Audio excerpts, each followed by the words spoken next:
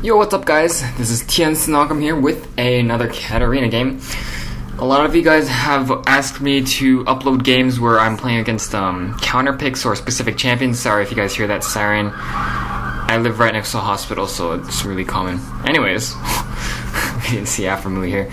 But anyways, I'm against Skara on his Anivia, so you can guarantee that this will be an interesting lane matchup. My cat versus his Anivia. When you're playing cat against Anivia, I'll tell you when I'm in lane how you should be playing against her, but first of all, Anivia beats Katarina straight off. She beats her after level 6. Katarina cannot do anything against Anivia except throw Qs onto Anivia. But the thing is, once you're in Q range to hit Anivia, you're probably in the same range for her to slow you and E you with her ult and then her E, which does a massive amount of damage, and she won't, Anivia won't really lose too much against Cat. Like, what happens is, if Cat tries to trade with Anivia, as in if Cat uses her Shumpo, if Cat ever uses her Shumpo, Anivia will have an easy time using her ult, using her E, and then using that slow that's on Cat to guarantee a Q. And once that Q goes off, it's going to deal a massive amount of damage. Her Q, her E, when you have the frostbite on it, deals massive amount of damage. Actually, I think it is called frostbite. If you have chill on it, yeah, if it's chill, they take double damage. So look at this right now. Let's look at her base damage compared to mine. Her Q, if you deal max damage, does 120 damage. All right. Her E, if you have frostbite, so if she lands her Q and lands an E on me, the max amount of damage she'll be dealing just from that is 120 plus 110, so that's 230 damage with just 2 of her skills before level 6. Alright, just those 2 will be 240 damage.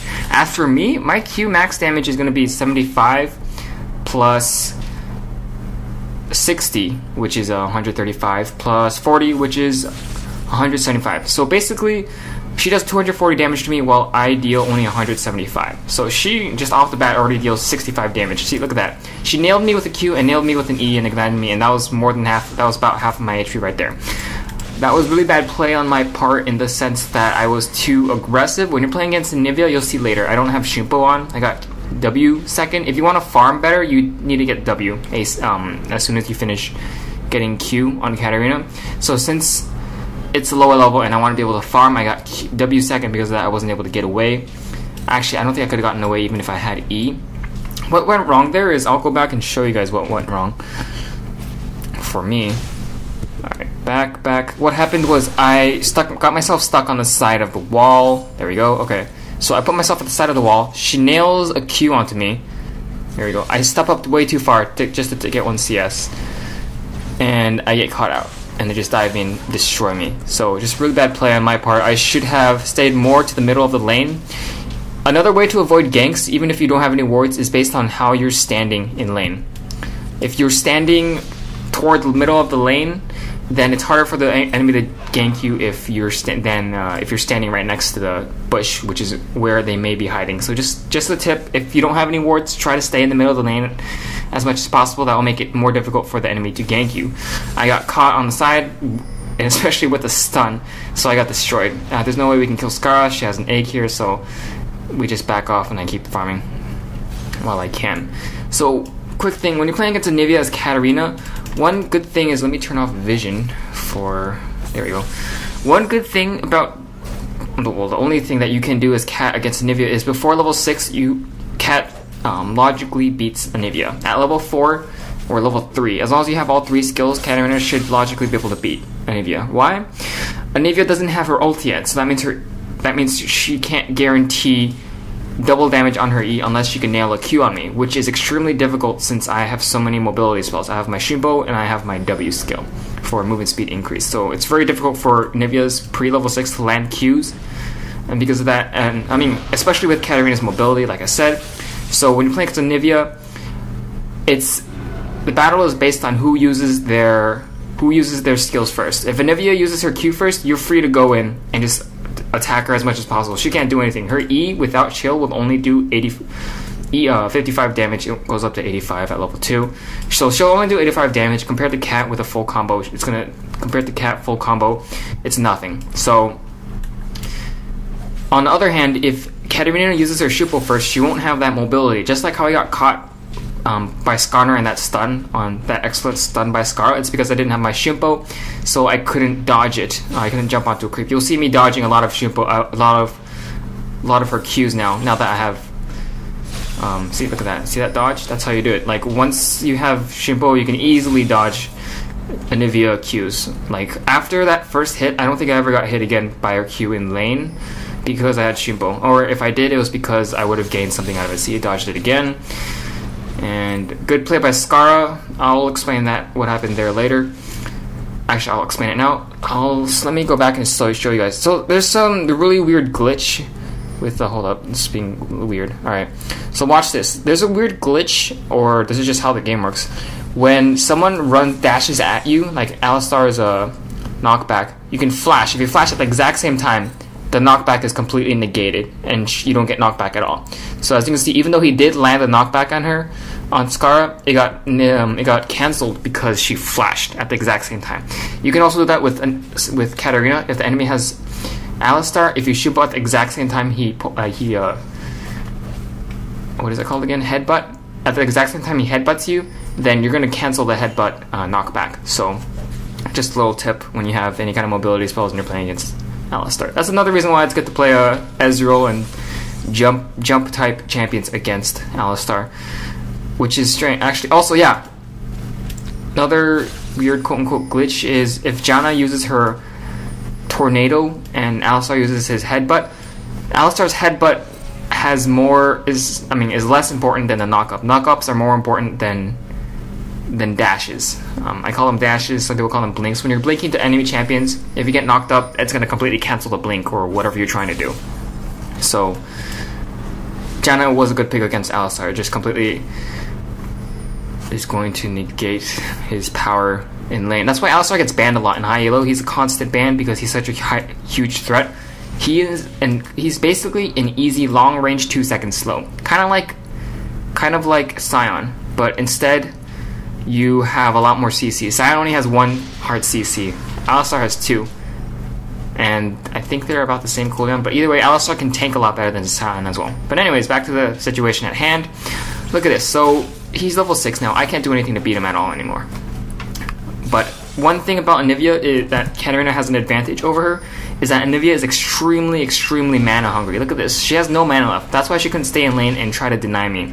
The only way for Anivia to beat out Katarina after level 6 is if she can keep spamming spells over and over again. Spam spells to farm the lane, push the lane to the turret, and harass your enemy from afar because you have so many long range skills and you have to keep popping spells. But the problem with that is that Anivia is an extremely mana hungry champion, so she needs blue buff. Luckily, Lee Sin did a really good job of stealing the enemy blue buff, and because of that, I will not have a hard time in lane.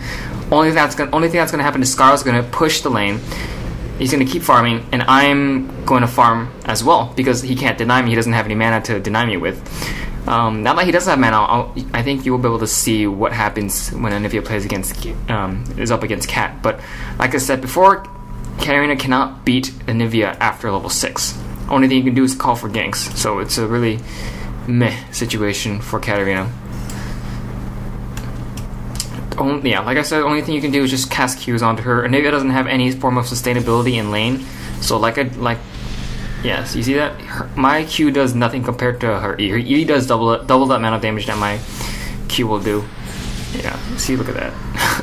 I can't even trade. You can't trade Qs with her. You try to go in for a Q, she's just gonna ult you and then E you for free damage. And this is exactly what happens. You see that? I'm missing a lot of creep compared to her. I'm missing a ton of creep.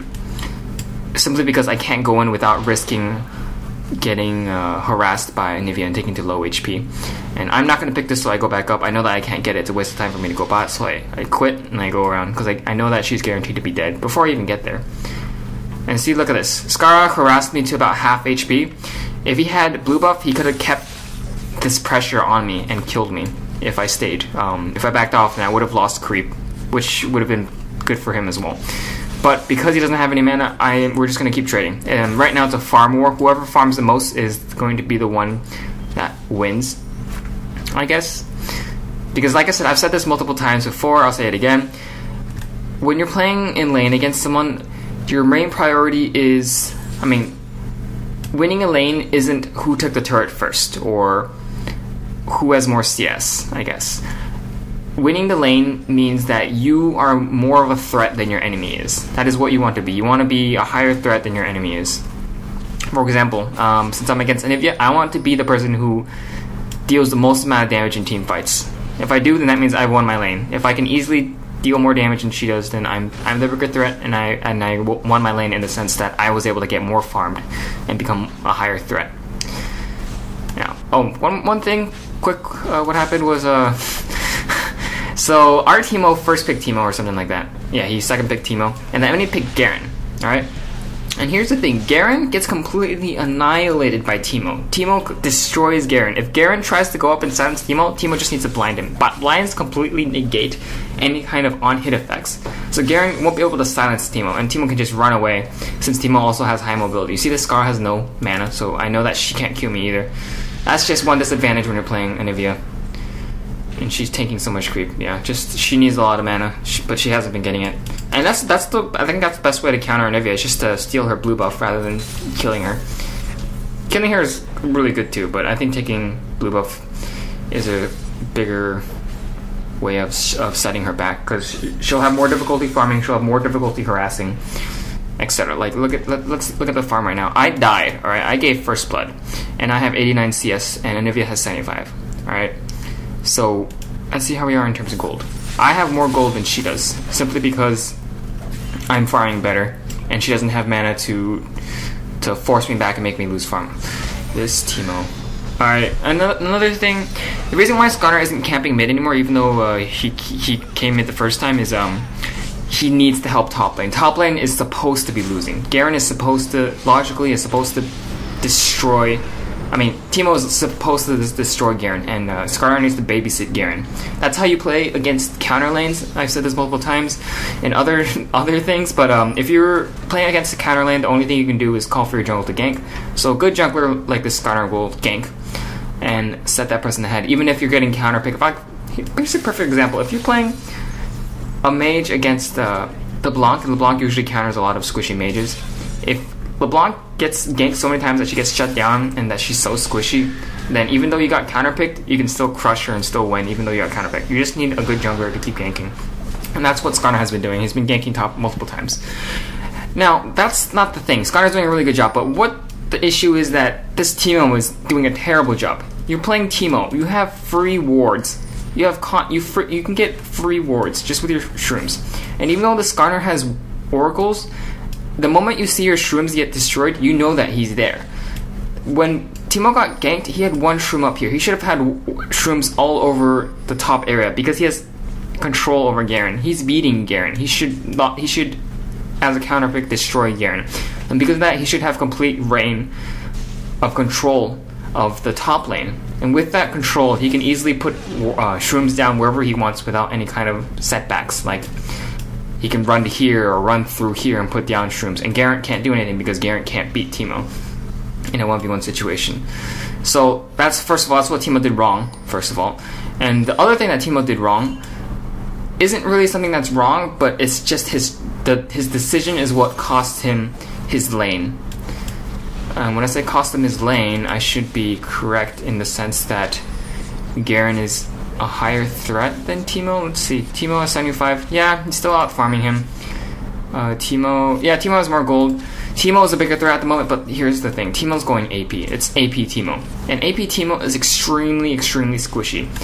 So that means Teemo can make one single mistake and he will be dead. See, look at this. His HP just drops like a rock. Just because he's playing AP Teemo. He isn't tanky at all. That's why you see, look at this. He should be destroying Garen, except Garen's destroying him. It's because he's playing AP Teemo. The most successful Teemos is the Rain Man. At this Elo, the most successful Teemo that I know of is Rain Man. And there's someone else, but I don't know who he is. By the way, Scarra used his Q. When you're playing Katarina and it's past level 6, the only thing you can do is wait for him to Q. If their Q is on CD, you can go in and ult them, because you will definitely be doing more damage than they should be, because they don't have a stun. And I think your ult logically should deal more damage than just their ult and the E. Ooh. That was little bit slow reaction on Ezreal's part, but still, he still survived, so it was still good. But anyways, Teemo, just 2 mistakes, not shrooming wall and playing AP Teemo. Like, it's not, AP Teemo isn't bad. The issue is you have to be extremely, you have to play extremely safe. Just like, that's like me playing Katarina. AP Katarina, the Katarina that I play is extremely squishy, because all I do is build damage, correct? But because of that, I'm a higher threat in teamfights because I deal so much burst damage. But like I said, it's a trade-off. I lose tankiness because of that. I'm an easier target, an easier person to kill. And the only way to make up for that is to play a lot safer. And one thing that Katarina has over other champions is that she has a dash skill, kind of like Cassidy, who has a spammable jump. Even though I have to jump to a ward or something, I still have two forms of escape now. I have my Shimpo and I have my W. One mistake I made early game when I got first blooded was I should have used my W sooner. As soon as Skarner came within W range, I should have W'd. That would have gotten me out of his attack range, and I probably could have survived with just a sliver of HP. He wouldn't have been able to slow me. And by the way, as you noticed, their movement, like walls here and whatnot, they don't deal damage because of that. They don't interrupt teleporting back or teleports in general. And I don't think they interrupt channels as well. I don't know. It's weird. I'm not too sure. Like, even after playing thousands of games in LoL, there's still some things that I don't know. Yeah, but whatever. Back to the situation. I think that should be everything that you need to know about playing against Anivia. This game is no longer lane phase. Lane phase is over. Top turrets are down. Bot turrets down. The lane phase is over. Everyone's going to be roaming now. It's objectives like Dragon and Baron are going to start becoming really important now. So look at this. Wow, we're actually even. We're even in kills and we're even in gold, basically. This is really good. This is a really good even game. Luckily, I am beating Skara in terms of CS. You see that he hasn't landed a single kill on me after the first one because I have Shimpo. That's how you play Cat. Like, if she uses her Q, use your E. But you can't do it the other way around. You can't use E, because if you use your E, you're an open Q target for Anivia. So that's just a trade-off right there. Just always conserve your E. Always conserve it. And that should be, I think, yeah, I'm pretty sure that's everything that you should know when you're playing against Anivia. Just always keep in mind to check that her egg is up or down. A lot of people have made stupid mistakes where they've gone all in, try to killing Anivia, but forgetting that she had her egg up and losing a team fight, or actually coming out behind simply because they didn't remember that Anivia had an egg and wasted skills or whatnot. Anyways, so right now, like I said, lane phase is over, and now we're at 5v5 objectives. This doesn't look good at all. AP Teemo, squishy as heck, and Lee Sin isn't here with us. And oh look, I'm gonna initiate, even though we don't have Lee Sin. Oh boy. So and Ezreal gets grabbed and destroyed. I go in because I know that their CC is down. You see that? They couldn't CC me at all. But that's the thing. We didn't have Lee Sin here. If Lee Sin was here, we logically would have won that fight. Also, another thing. Let me show you something. Let me slow it down a little bit. Teemo made a mistake here. Let's go back. Alright, hold up. You see this right here? Look at Teemo right here. He runs up and then he runs back. He doesn't even attack. And you see the Skarner right here? If Teemo attacked Skarner, I would have killed Skarner faster, and I could have gone on Skarner and took out his egg form. Or I could have gone on to MF and at least take out half of her HP, because I actually had Ignite up still. So I could have easily taken Aphromoo out down to low HP if Teemo had actually attacked.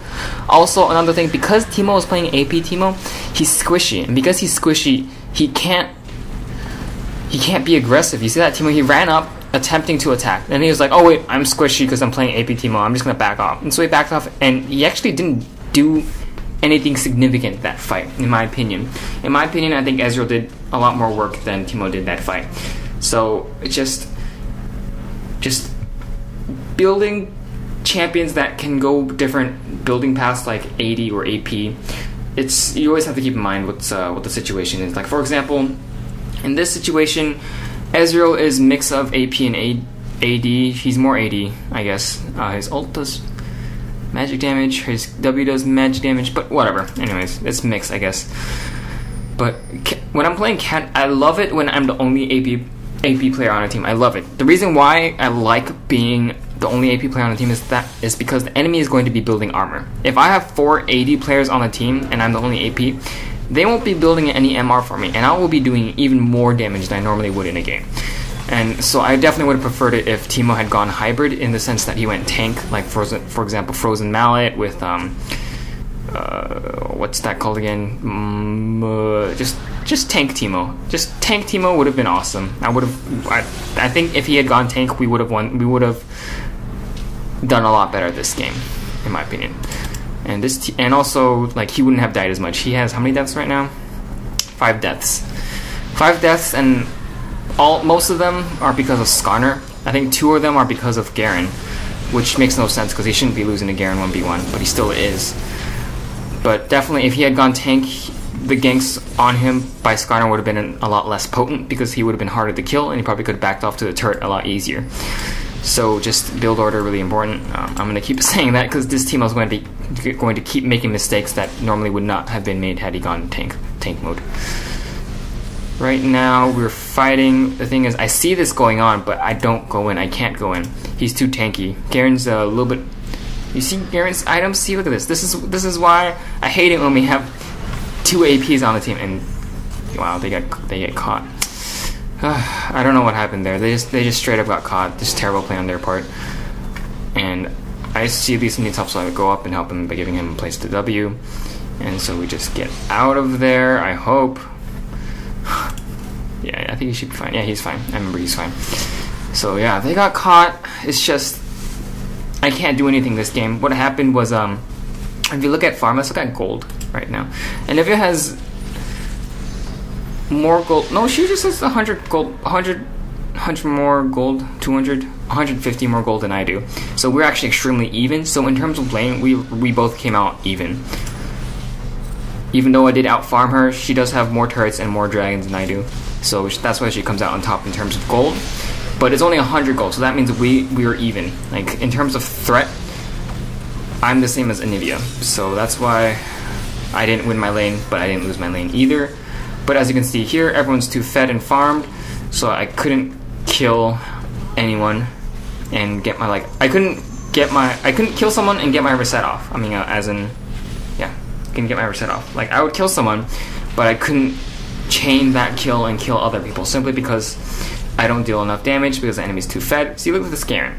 If he had gone top and Teemo had gone AD/AP/tank Teemo, he wouldn't have had this frozen nature. And that means I would have killed Garen here faster. And if I killed Garen here faster, he wouldn't have silenced me, and I could have egged Anivia or gone after Misfortune. So just, you're going to notice that this entire game just goes bad because of Teemo. Like, I'm going to be extremely biased, like, and not blame anyone. Actually, it was also Lee Sin's fault for not being mid, but oh yeah, this is another common thing that happens a lot. People blame each other for this, but someone goes off to farm another lane, and then a fight breaks out. And then they blame the person who leaves the lane for losing that fight. They're the reason they lost the fight, because it was a 4v5. No. If you initiate a fight, if you have the ability to force or disengage a fight at when you're missing a teammate, then you should never go in for it. Like, this Alistar should not have gone in for a fight even though Lee Sin wasn't there. And Lee Sin should have been here if Alistar was going to initiate. So actually, the person who was at fault there wasn't Teemo or Lee Sin, it was actually Alistar. But on the flip side, Alistar did a really good job initiating. He caught Janna out. He caught Janna, we killed Janna, and we traded Janna for Alistar. So that was a 1-for-1, so it wasn't Alistar's fault. What happened was Ezreal got caught by Skarner. And because Ezreal got caught, he got dropped down to 0, did nothing that fight. And I went in, picked up a kill on Skarner, but Teemo didn't really do anything. And Lee Sin did absolutely nothing. So once Lee Sin saw Janna get caught, he should have came and helped out immediately. He should have came immediately. And so actually, now that I think about it, it's actually Lee Sin's fault for that fight. It's Weezer's fault. It's all his fault. Yeah. Also, another thing is building again. Let me explain something, what's going on right here. I accidentally made a terrible mistake in terms of item build. Oh my god, Teemo's losing. See, this is why you don't build AP Teemo against these kind of teams. You're too squishy and you get dropped down just like that. Garen destroyed Teemo just now. Really sad. But anyways, what I was saying is I am at fault too this game. I made 2 mistakes this game. Actually, 2 or 3 mistakes this game. First mistake was sitting here. I went up too far, got hit by Q, and I should have used my W, and I definitely could have survived that first blood. Second mistake I made is my item build. I bought a Negatron cloak, and that was a terrible idea. I should have picked up, like, what's going on in this game is that I'm not dealing enough damage. I can't kill people fast enough and get my reset off and chain off of that. So what I needed to do this game is pick up more damage, because I can't trust any of my teammates to deal any damage. I've said this multiple times before, even though I'm not listening to myself right now, is if you can trust your teammates to deal damage, then you can go tanky. If you can't, then you have to keep building damage. And my teammates, I cannot trust them to deal damage. Lee Sin does not scale well into late game. Alistar, of course, does no damage because he's playing support. Ezreal doesn't deal too much damage because of his item build. Let's see what his item build is. Yeah, he's going Bloodthirst, so he doesn't have random crits that he would have had he gotten an Infinity Edge. Random huge hitting crits if he had gotten an Infinity Edge. So I should have, instead of Negatron Cloak, picked up a Blasting Wand and finished off my Deathfire. I would have definitely picked up a kill on Aphromoo Summer. Look at Aphromoo, he's 9-1. He's on a killing spree. He would be an easy kill to pick up on if I had a hat. These guys are just being dumb. But that means I can explain more things to you guys. And another reason why I should not have picked up a Blind as OP, should not have picked up a Negatron Cloak, is because of the enemy. They have Anivia, Misfortune, Garen, and Skarner in terms of damage. Skarner does a mix of magic and physical because his skill set's all magical, but he is an auto attacker, so he's a mix of both. Anivia on this went tanky. You see this? She has Banshee's Veils and Athene's Girl. She didn't go straight up damage. If she hadn't gotten these, she could have gotten the hat, and that would have been a lot higher threat in terms of magic damage. But the thing is, Anivia's not building straight up damage. Scar does half magic damage, and the person who's fed on the enemy team is Misfortune, and now Garen's caught up as well. So their team is primarily comprised of physical damage. So I should not have picked up Negatron Cloak. I should have picked up a Chain Vest, if anything, and I should have finished off my Death Paragraph. So that's my second mistake this game, which is building, and that's the mistake that should never be made. You should always be able to tell what you should and shouldn't get, but I don't think that's the reason why we lost this game. Because when we failed, like, what lost us the game was this fight right here. At that fight we were even. You see, there's another emergency car. Yeah, living next to a hospital is terrible. But anyways, as I was saying, what happened? Wow, it's getting louder now. What happened was we were even at mid. It was even. We were even in terms of gold. We were only off by like maybe 100 or 50 gold or 200 gold, and that's nothing. That's even. You're even right there. And then we lost that fight. And because we lost that fight, we lost 2 turrets, and on top of the people that we died, on the people who died. So because that snowballed the enemy into victory, and that's the reason why they won. So that's how it is at high elo. Actually, just one team fight can completely cost you a game. And also, of course, just the small mistakes that Teemo made that turned Garen into a monster. And also, as we were getting caught out by Skarner at mid. But whatever. You guys wanted a game of me playing against Anivia? Here it is. Hope you guys enjoyed that. If you guys want to see more, please like and subscribe to my YouTube channel. If you have any questions, ask it to me on my Facebook, which is in the description box below. And also an update to those of you who do not check out my Facebook. I am building an external GPU, graphics something unit, and I should be finished with it. That means I'll have the parts, and once I get the parts, I can actually build it. Once I finish building it, I will start streaming, because with that graphics card unit, I will have a strong enough computer to stream. So that should be in about a month or 3 weeks, 2 weeks, depending on how long it takes for the parts to come. So yeah, look for that. I'll start streaming, so that means make sure to check out the Twitch streaming and favorite my stream so you know when I'm on. Alright? So thanks for watching. Bye.